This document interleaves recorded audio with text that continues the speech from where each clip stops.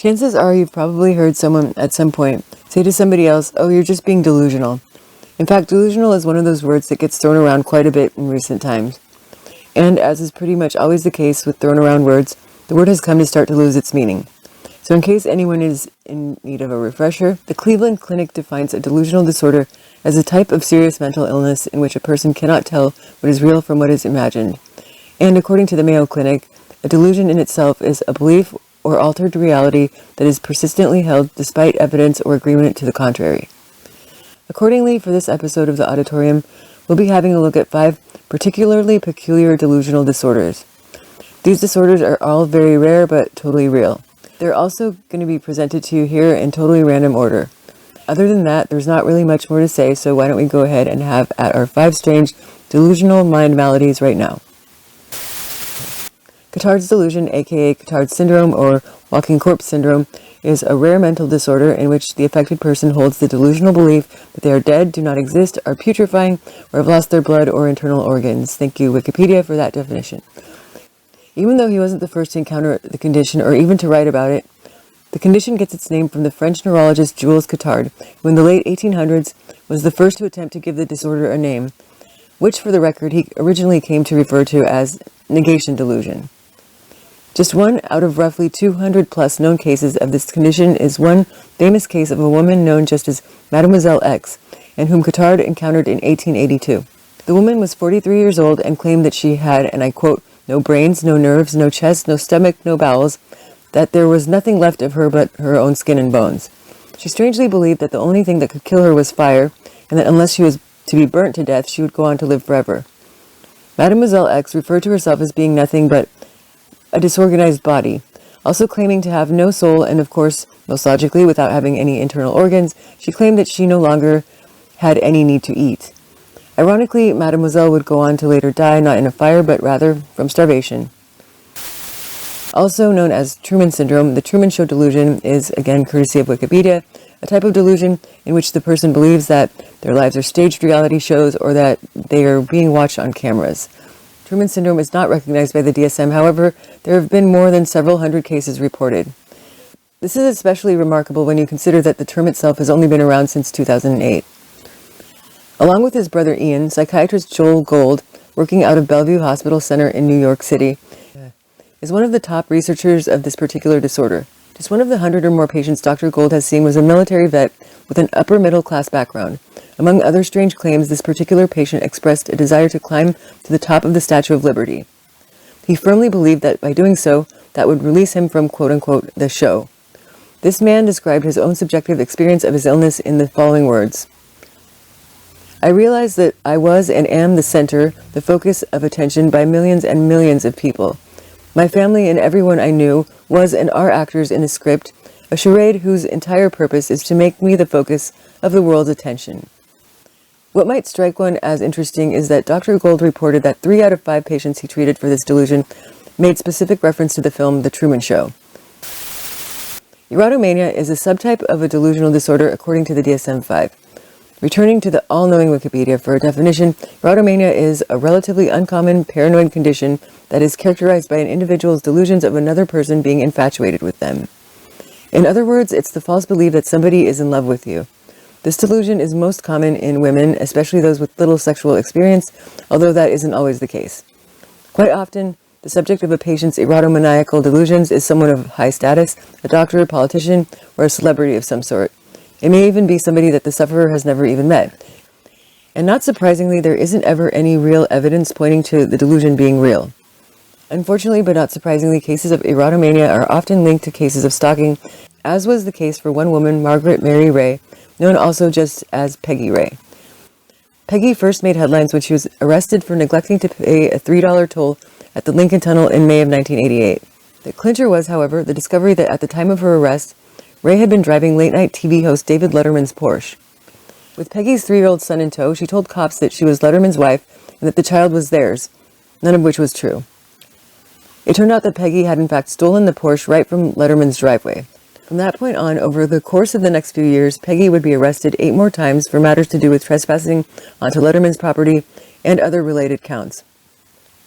Ray's stalkerish antics eventually landed her in jail and a psych hospital where she was treated for both erotomania and schizophrenia. She was released after 34 months in the early 1990s, at which point she turned her sights onto stalking the poor astronaut Story Musgrave. This psychosis develops first in one person and is then communicated to one or more persons who have a close emotional attachment to the one originally affected. Folie literally translates from French to mean folly of two, and put most simply by, you guessed it, Wikipedia, Folie is a psychiatric syndrome in which symptoms of a delusional belief and sometimes hallucinations are transmitted from one individual to another. They hurt me. I'm perfectly healthy. Only time when they hurt me, there's nothing wrong with me. They absolutely make us sick. I feel something happened to me. I can open my eyes. They have something, these people, I don't know what it is. That's Nobody witches. can find them. If you investigate them, you'll find something. Plain open, that's witches. Witches? Yes. I can't breathe it. Why? They want to kill and they want to be innocent. innocent. I'm a mother and I see what they do to her. Well, why isn't there a doctor continuously in the ward? They wouldn't think so they wouldn't do such things when a doctor doesn't see. When the right time comes, someday I'll be free. Someday I'll be free. Dr. Lena, would you like to go to court? Yes, definitely. Yes, even right now. Yes. Yes. This strange phenomenon has also been referred to as communicated insanity, contagious insanity, infectious insanity, double insanity, and psychosis of association. Oh, and also shared psychosis or shared delusional disorder, or SDD for short. When the symptoms of such as shared madness, or madness of two as it has also been called, extend to involve more people, the condition can be referred to as a folly of three, folly of four, and so on. One of the most bizarre cases of folie in modern times that I've ever heard of. This story involves two Swedish twins named Ursula and Sabina Eriksson. It all seemed to begin when, in 2008, Ursula, who lived in the States, decided to pay a visit to her identical twin sister Sabina in Ireland. After Ursula touched down, it was less than 24 hours that the twins decided, for reasons unknown to everybody even today, to hop on a ferry to Liverpool, in England, without a word to anyone. Not even Sabina's partner, or her own children, knew where their mother had gone or what the twins were up to. From Liverpool, the twins then boarded a bus bound for London, but their trip would be cut short as a result of their increasingly odd behavior. Reportedly, they'd been acting possessive with their bags, clutching them closely to their bodies, refusing to have them looked at, and causing other passengers to feel nervous. Some worried they might be transporting explosives. The twins' strange behavior now becoming more and more obvious, the bus driver left the sisters behind at a service station along the M6 motorway. Stranded, the twins may have felt that they had no choice but to walk the rest of the way to their planned destination. And this meant trekking down a busy highway, that is, England's M6 motorway, which, as residents know, wasn't exactly designed for pedestrian usage. Nonetheless, Sabina and Ursula would soon be spotted walking right along the center median. The sight was already catching the eye of many a motorist whizzing by, but no one was prepared for what happened next. Without seemingly any provocation, the twins leapt out in front of oncoming traffic. They were struck and emergency services were called.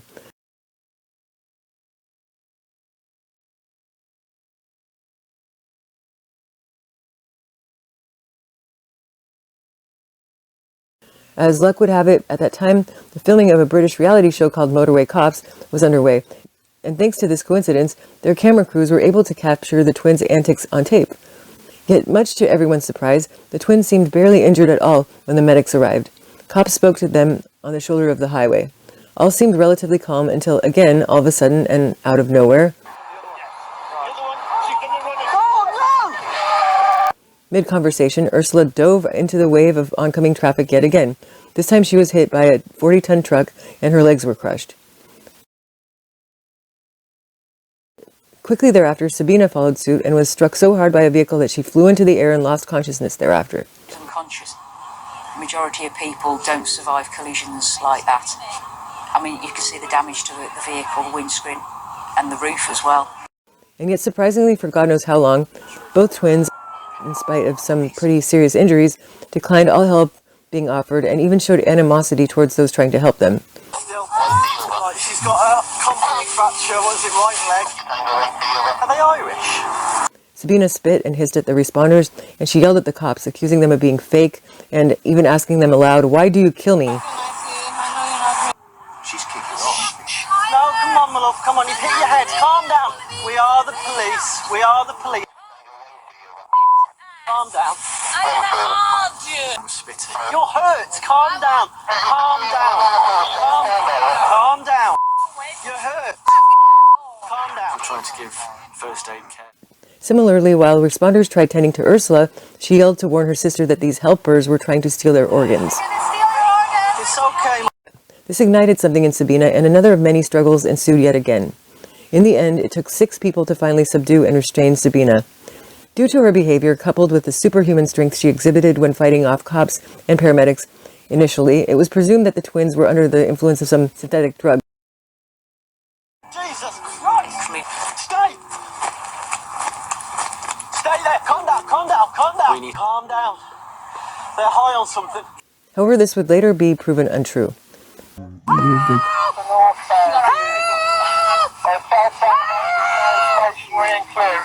When I look back on it, her strength was phenomenal. You guys, watch it down! Legs down! Legs down! Now we get ankle from behind, stop this. Down! On the face! Turn on the face now! That way towards you. Turn around! Watch it, face, watch it. We're the police! We are the police! Both twins were finally sedated and brought into a local hospital.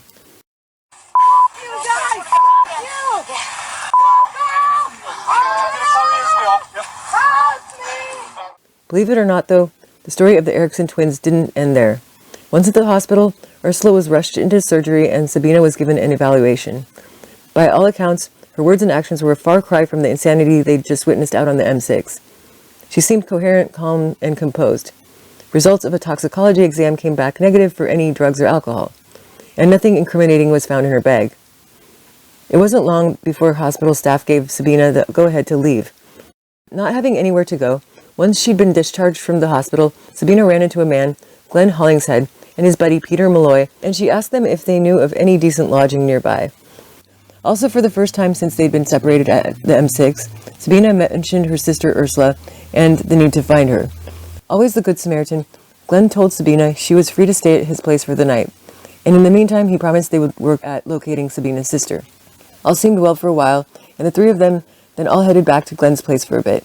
Once there, however, Sabina began to exhibit odd behavior again. She would peer out of the curtains now and then, as if she were afraid of being watched or followed. There was also an incident where she offered both men a cigarette, but then pulled them out of their mouths just before they could light them, allegedly having uttered something like, "How do you know these aren't poisoned?" At one point, the friend Peter decided to call it a night and decided to head off back to his place, leaving Glenn alone in his home with the evidently unpredictable Sabina. But nothing too strange went down that night. The next day, Glenn continued trying to locate Sabina's sister, even though Sabina seemed rather unconcerned. She also didn't seem to exhibit the levels of pain one might expect to see from one who had just been plowed down by a speeding car. But still, Glenn had no reason to think that this admittedly eccentric woman might be capable of anything dangerous. That evening, around 7:30 or so, Glenn went to ask his neighbor if he could borrow any tea bags. Nothing seemed strange or off at all, and the neighbor said he'd bring the tea bags by after he was done washing his car. But the opportunity never came, because only moments after disappearing inside, Glenn came staggering right back out of his home. Blood poured from 4 or 5 different wounds, and he allegedly muttered the words, "She stabbed me," right before collapsing and asking the neighbor to please take care of his dog. Glenn would later be pronounced dead from his injuries, and Sabina fled his home carrying a hammer. She'd soon be spotted by a motorist hitting herself in the head repeatedly with said hammer. When the motorist stopped to help her, he was repaid with a smash of a roof tile onto his own head. Witnesses called the authorities again, and once again, the cops were on Sabina's tail. Perhaps not too surprisingly, by this point, Sabina wasn't about to just go down without a fight. As she fled the cops on foot, when faced between surrendering to the officers behind her and the approaching 40-foot-tall bridge looming up ahead, she opted to leap off of the overpass. Sabina ended up with 2 broken ankles, as well as a fractured skull. She was again taken to the hospital and later charged for Glenn's murder. Even during her trial, Sabina kept her mouth shut about every last detail, from the murder to even the question of why she and her twin had traveled to England in the first place. The defense team argued on her behalf that she had been a sufferer of the condition known as Folie, a madness of 2, and that in essence she had contracted her insanity from Ursula, something which, for the record, is a highly common phenomenon among those afflicted with a Folie. I always in Sweden that an accident rarely comes alone. Usually at least one more follows. The prosecution agreed, and Sabina was sentenced to 5 years at Bronsfield Women's Prison. Ursula first went to recuperate at her parents' home in Sweden, while Sabina has not been heard of since her release. Last but by no means least, as you're about to see, is a condition called Koro. Koro, not to be confused with the rare prion disease Kuru, is a bizarre delusional disorder in which those afflicted believe wholeheartedly that their boy or girl parts are shrinking up and into their stomach. As the DSM more technically states, Koro is a term, probably of Malaysian origin, that refers to an episode of sudden and intense anxiety that the male or female parts will recede into the body and possibly cause death. And in fact, 3 requirements must be met in order for a complete diagnosis of Koro to be made possible. These criteria are: 1.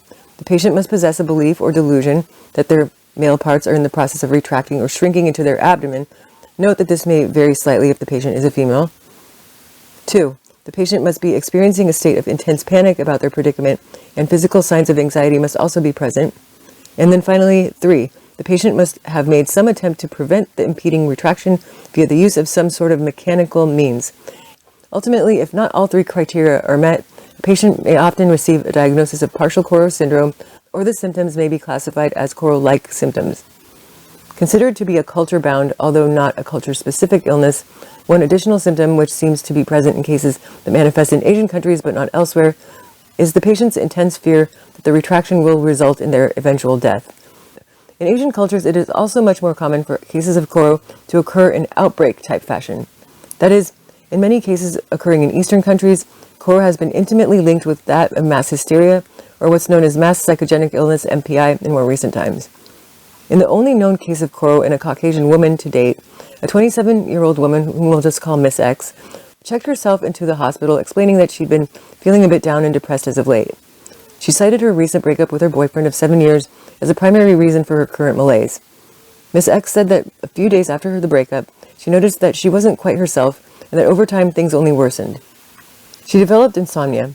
Her concentration became so poor that her work performance suffered and she eventually had to go on sick leave. Miss X also admitted to having become preoccupied with feelings of worthlessness. Throughout the exam, it became increasingly obvious that Miss X had been traumatized by her breakup. Considering this was the only relationship she had known since the age of 20, it was hitting her quite hard. Oddly though, there were 1 or 2 symptoms that professionals found particularly odd. As Miss X told them, one of the newer developments, something she'd been experiencing only in the last week or so, was the sensation that her female organ, her V, was shrinking, or in her own words, becoming flat, as if threatening to be swallowed up by her own stomach. She felt that her chest too was becoming smaller in size. As she told examiners, these thoughts were becoming so recurring and disturbing that she had even begun to compulsively perform checks on herself in front of the mirror, in essence to make sure that her parts hadn't yet completely disappeared. Ultimately, Miss X received a diagnosis of Koro-like symptoms, KLS, with reactive depression, and after about 8 to 12 weeks of outpatient treatment, namely via prescription medications, Miss X reported having made a complete turnaround. Back at work, she was also no longer bothered by delusions of any shrinkage down south. Well, everyone, that about does it for this episode. Please do like and also subscribe to the channel if you haven't already. I can't wait to see everyone next time. Please note I do have a couple of big projects on the way and coming up very soon, so you may want to come back to check that out. Other than that, I hope you have a great day. As always, pleasant dreams.